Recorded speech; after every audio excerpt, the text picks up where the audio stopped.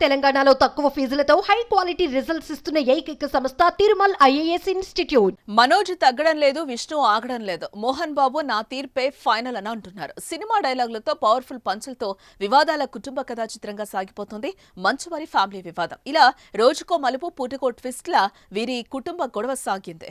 ఎన్ని రోజులు వ్యక్తిగత గొడవలతో పోలీస్ స్టేషన్స్ చుట్టూ తిరిగిన వాళ్లు ఇప్పుడు ఆస్తి గొడవలతో మీడియా ముందుకు వస్తున్నారు. తన ఆస్తుల్లో ఉంటున్న వారిని ఖాళీ చేయించాలని కోరుతూ మోహన్ బాబు కొన్ని రోజుల క్రితం జిల్లా మెజిస్ట్రేట్ ను ఆశ్రయించారు.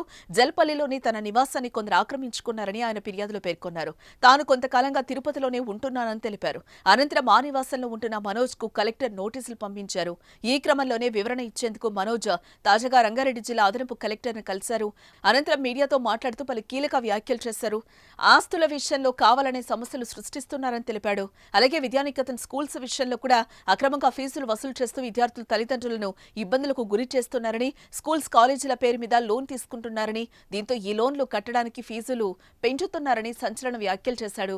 అలాగే 200 కోట్లు పెట్టి కన్నప్ప సినిమా తీస్తున్నారని, ఈ సినిమా బడ్జెట్ ఎక్కడి నుంచి తెస్తున్నారో చెప్పాలని మంచు ఫ్యామిలీని ప్రశ్నించాడు. ఇక తాను తన కుటుంబ సభ్యులని ఇంటికి రానివ్వకుండా అడ్డుకుంటున్నారని, తప్పుడు ప్రచారాలు చేస్తున్నారని, అందులో ఎలాంటి వాస్తవం లేదని, ఇదే విషయాన్ని మెజిస్ట్రేట్ ముందు కూడా చెప్పానని తెలిపాడు.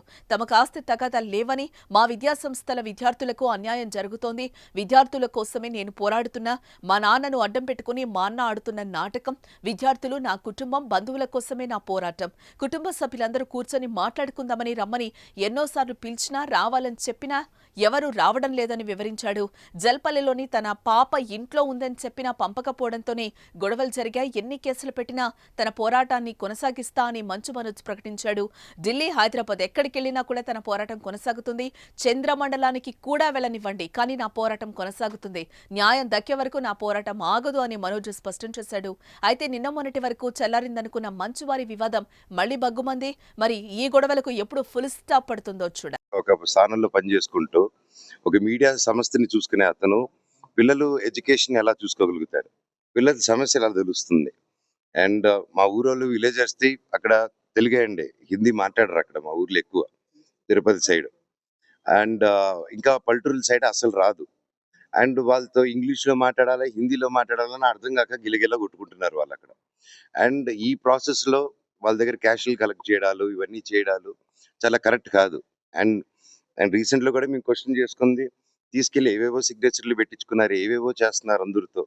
అండ్ హాస్టల్స్కి లోన్ రేజ్ చేసుకుంటున్నారు. అండ్ ఇవన్నీ నేను I have complete document.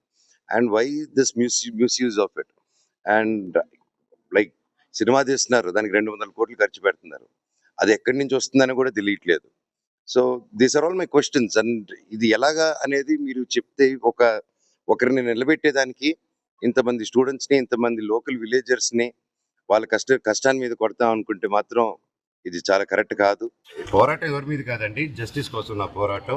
And దీనికి కూడా ఈ వాట్ ఎవర్ మీరు అడిగిన క్వశ్చన్ కూడా వాట్ ఎవర్ కలెక్టర్ గారి డిసైడ్స్ విల్ ఫాలో దట్.